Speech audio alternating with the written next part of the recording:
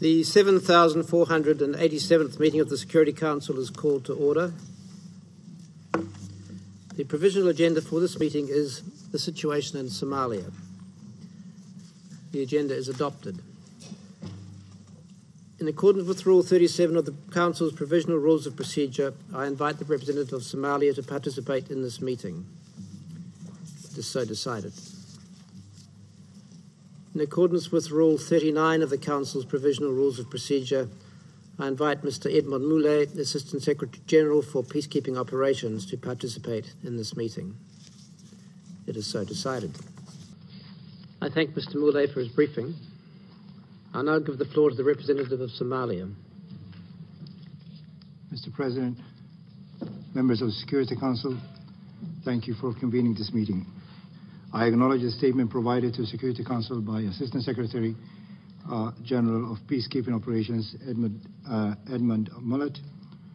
Mr. President, Somalia has achieved significant progress in the past 2 years since the Council reviewed the previous benchmark report. The Council has been briefed recently, but I would like to highlight that last week we reached a new milestone with the elections of the President for Galmudug Interim Regional Assembly and the confirmation by the Parliament on the National Independent Electoral Commission and the Boundaries and Federation Commission. These achievements, especially on the federal front, would not have been possible without the military gains on 2013 and 2014, which opened the political space. This is thanks to the sacrifice of the Somali National Army and AMISOM. However, our military efforts are not over.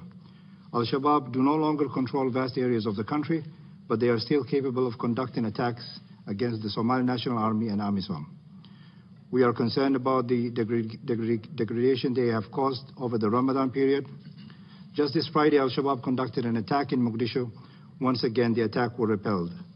But we need to be able to degrade Al-Shabaab's capacity to conduct these attacks. Mr. President, it is important to support AMISOM and maintain its troop levels in Somalia and provide it with enablers to improve its efficiency. More importantly, we will only be able to stabilize Somalia in the long term and to withdraw international troops by building a strong security sector in the country. We have achieved some progress this year, especially with the adoption of the Gulwada Plan for the development of the Somali National Army. The non-lethal support package to the Somali National Army has been very helpful. I welcome the recommendations to extend it until the end of 2016 and to expand it to the 3,000 troops from Puntland. It is also now time for us to step up our work to develop the police sector in Somalia and to focus on community security. Public security of a country should be provided by the police, and this is the ultimate goal in Somalia. This should start happening now with more support provided to the police, especially outside of Mogadishu, where we need to reestablish police services. The Somali government also welcomes the recommendations of the Secretary General for all international community to begin the gradual handover to the Somali security institutions. While we are mindful that the full achievement of these objectives will take time, this needs to become the guiding light of the international community's effort on the security front. Finally, the problem of armed violence in Somalia will not be resolved by working on the security front alone.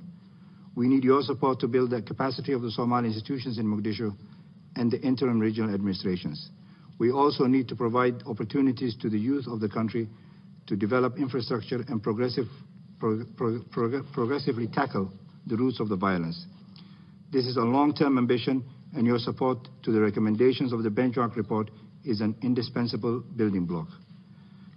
Thank you, Your Excellency, for giving us the time to make our statement. I thank the representative of Somalia for his statement. There are no more names inscribed on the list of speakers. I now invite Council members to informal consultations to continue our discussion on this subject. The meeting is adjourned.